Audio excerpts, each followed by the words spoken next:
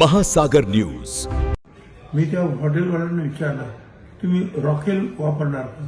ते म्हणा आम्हाला सगळा सेटअप चेंज करावा लागेल आणि ते रॉकेल रिस्की पण आहे खूप त्या दृष्टीने. आणि काय झालंय की भारत सरकारनं जी एक ऑर्डर काढलेली आहे त्याच्यामध्ये त्यांनी सर्व कंपन्या ज्या आहेत त्या ऑइल कंपन्यांना म्हटलं आहे की तुम्ही जे घरगुती वापराचा जो वायू आहे त्याच्यावरच पूर्ण लक्ष द्या, सोडली त्याच्यावरच फक्त लक्ष द्या, तिथे कुठे कमतरता होणार नाही.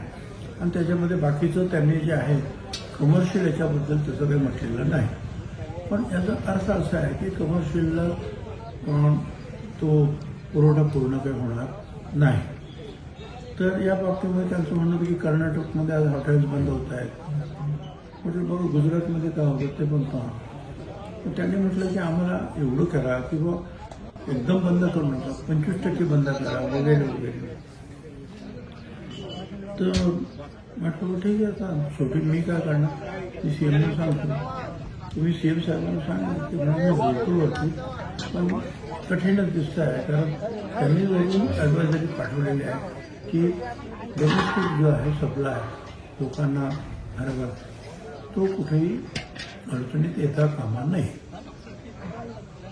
तर मग रॉकेल देता येईल का, रॉकेल घेतील का, त्याच्यावर पण चर्चा केली. तर 10-1 वर्षापूर्वी जे आहे नागपूर कोर्टाने एक लिहिलेला विषय आहे की उज्ज्वला असेल तर रॉकेल कशाला. पण सत्य परिस्थितीमध्ये आम्ही त्यांना कळवायचं ठरवलं कोर्टाला की आता आम्ही ह्या परिस्थितीमध्ये आपल्याला दुसरा काही उपाय नाही. जे लोक रॉकेल वापरतील, ढाबेवाले वापरतील, कोण वापरतील, मोठे मोठे हॉटेल्सवाले वगैरे काय तिथं काय वापरू शकणार नाही, ते पत्र लिहिणार आहोत. आणि दुसरं म्हणजे मी त्या हॉटेलवाल्यांना विचारलं तुम्ही रॉकेल वापरणार का? ते म्हणा आम्हाला सगळा सेटअप चेंज करावा लागेल आणि ते रॉकेल रिस्की पण आहे खूप त्या दृष्टीने. तर हे असे सगळे प्रश्न झाले तर सीएम म्हणाले बोलतो कसं काय आहे. आणि दुसरा प्रश्न होता कांद्याचा आणि मका. तर ते म्हणाले मी मीटिंग लावतो, नागपूरच्या पण लोकांना बोलवतो आणि त्याच्यासाठी त्यात भुसे साहेब होते, त्याच्यानंतर राहुल आयर होते, बोरसे म्हणून आमदार ते होते, हे होते आपला बनकर, दिलीप बनकर होते, अशी सगळी मंडळ होती. आम्ही किंवा कांद्याच्या बाबतीत काहीतरी करा, उद्या काय होईल हे मी काय कदाचित कुणीच सांगू शकणार नाही जगामध्ये.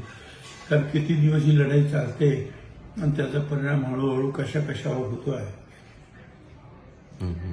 काहीच सांगता येणार नाही.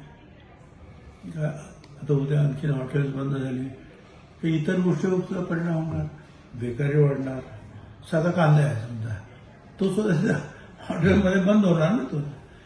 आणि बाहेर आता मॉरिशसने तरी 1 लाख टन मागितलाय, रोज 2 लाख टन तर नाशिकला येतो.